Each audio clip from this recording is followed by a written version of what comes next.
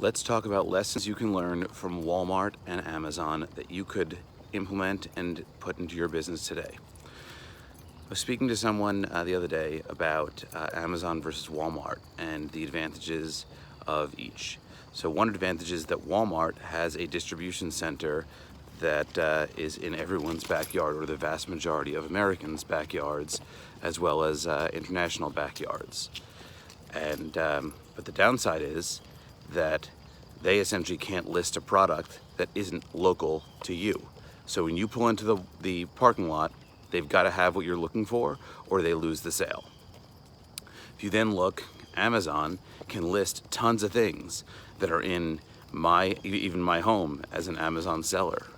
And then they essentially force UPS and FedEx to do the driving to you. In most cases, I understand that Amazon is doing their own logistics, but by and large, they can list things that they don't actually physically have control over. So the question becomes, how does Walmart win? Well, Walmart's got speed. Walmart doesn't need to have that time and transportation time that can slow things down. So what does that mean, and how can they work? Well, they could take Prime Now and essentially turn it into a Prime on the way home.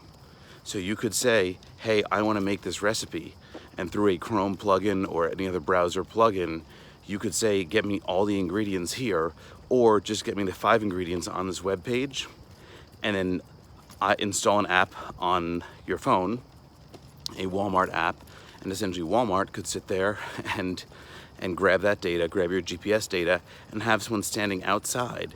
So in a time shorter than a traffic light, you could have a food delivery or whatever delivery you wanted right there, prepaid, handed off to you at your car, and done.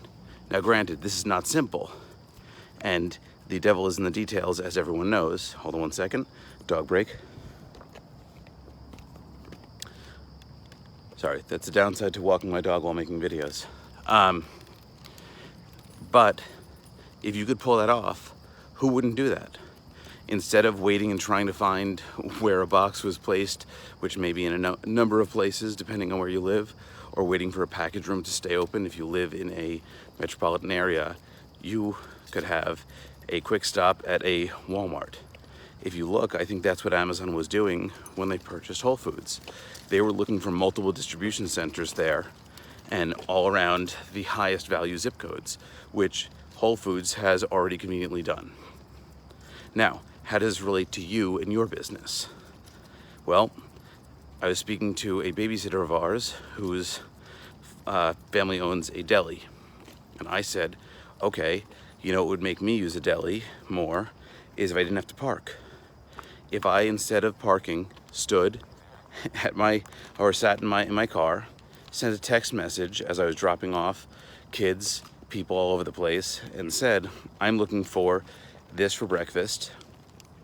Then essentially they texted back saying, great, your total is $7, $5, $20, whatever it is. And then from there, just text back, great, here's a Venmo invoice.